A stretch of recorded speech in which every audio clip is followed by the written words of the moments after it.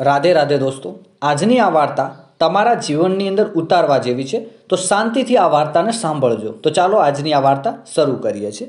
અંધકાર પછી પ્રકાશ. રવિ એક મધ્યમ વર્ગીય પરિવારનો એકમાત્ર પુત્ર હતો. તેના પિતા સરકારી શાળામાં શિક્ષક હતા અને તેની માતા ગૃહિણી હતી.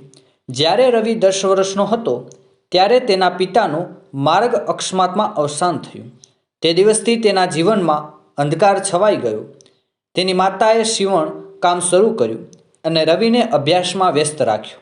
રવિ સમજી ગયો કે હવે તેના ખભા પર ફક્ત તેના જીવનનો જ નહીં પરંતુ તેની માતાની અપેક્ષાઓનો પણ ભાર છે. તે બાળપણથી જ અભ્યાસ સારો હતો. તેને નક્કી કર્યું હતું કે એક દિવસ તે મોટો થઈને અધિકારી બનશે. એક એવો પુત્ર જે તેની માતાના બધા જ દુઃખોનો અંત લાવી શકે. શાળા પૂરી થઈ, કોલેજ પણ કોઈક રીતે પૂર્ણ થઈ અને પછી તેને સિવિલ સર્વિસ પરીક્ષાની તૈયારી શરૂ કરી. રવિ સવારે 4 વાગે ઉઠતો, મંદિરમાં જતો અને દીવો પ્રગટાવતો અને પછી પુસ્તકોમાં ડૂબી જતો. તેને ફક્ત એક જ વસ્તુ દેખાતી હતી, સફળતા. પરંતુ તે પહેલા પ્રયાસમાં નિષ્ફળ ગયો. માતાએ કહ્યું, કોઈ વાંધો નહીં દીકરા, ભગવાનમાં શ્રદ્ધા રાખ. તેને ફરીથી કામ શરૂ કર્યું પણ બીજી વાર પરિણામ એ જ આવ્યું. હવે સગાઓ તેને ટાણા મારવા લાગ્યા. કેટલાક કહેતા હતા તે આ કરી શકશે નહીં. કેટલાક હસતા હસતા કહેતા તેને નોકરી નહીં જોઈતી, તેને ઊંઘ જોઈએ છે. રવિ હવે પોતાની તરફ જોઈ પણ શકતો નહોતો. માતા દરરોજ શાંતિથી તેના માટે ચા બનાવતી, તેના માથા પર હાથ મૂકતી, પણ એ સ્નેહ હવે રવિ માટે બોજ બની રહેતો હતો. જ્યારે તેને ત્રીજી વાર પસંદ કરવામાં ન આવ્યો ત્યારે રવિ સંપૂર્ણપણે ભાગી પડ્યો. તેને પોતાને રૂમમાં બંધ કરી દીધો અને ફોન પણ બંધ કરી દીધો. મિત્રો સાથે વાત કરવાનું બંધ કરી દીધું, ખાવા પીવાનું બંધ.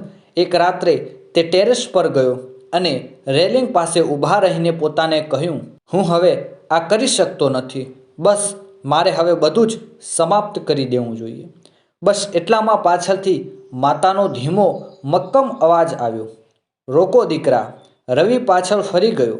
તેની આંખો આંસુઓથી ભરાઈ ગઈ. માતાએ શાંતિથી તેના હાથમાં એક જૂનું પુસ્તક મૂક્યું અને કહ્યું, આ તારા પિતાની ગીતા છે.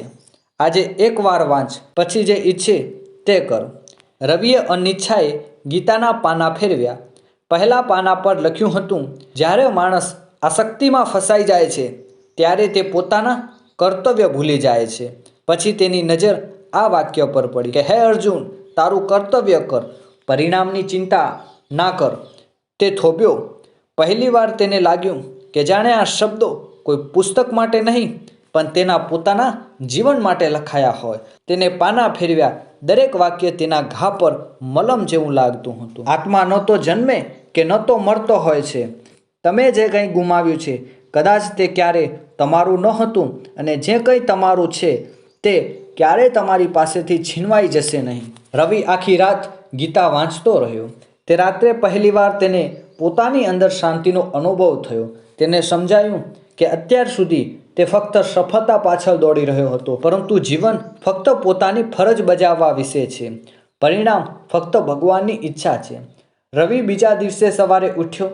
તેને તેની માતાના પગ સ્પર્શ કર્યા અને હસતા હસતા કહ્યું, હવે હું ફરી લડીશ, પણ આ વખતે મને હારવાનો ડર નહીં લાગે, કારણ કે હવે મને ભગવાનના ન્યાયમાં વિશ્વાસ છે, મારામાં નહીં. તે ફરીથી ભણવા બેઠો, પણ આ વખતે તેની આંખોમાં ફક્ત ધ્યેય જ નહીં પણ ધીરજ પણ હતી. તેના મનમાં ફક્ત જીદ જ નહીં પણ સમર્પણ પણ હતું અને તેના હૃદયમાં ફક્ત ભય જ નહીં પણ ગીતાનું જ્ઞાન પણ હતું.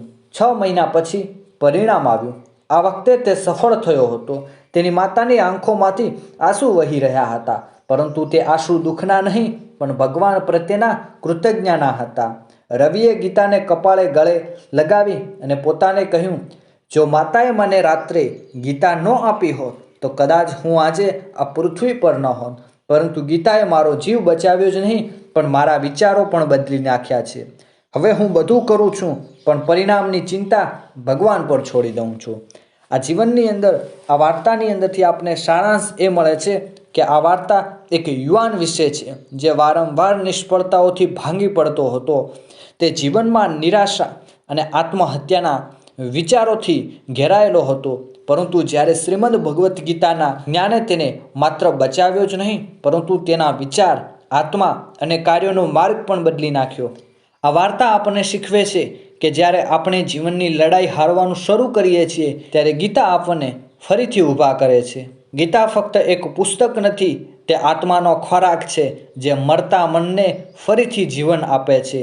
જો આ વાર્તા તમને ગમી હોય મિત્રો, તો તમારા મિત્રો સુધી પણ શેર કરજો અને આ વિડીયોને લાઈક કરી અને ચેનલને સબસ્ક્રાઈબ કરવાનું ના ભૂલતા. મળીએ છીએ આવી જ એક નવી વાર્તા સાથે. ત્યાં સુધી જય માતાજી.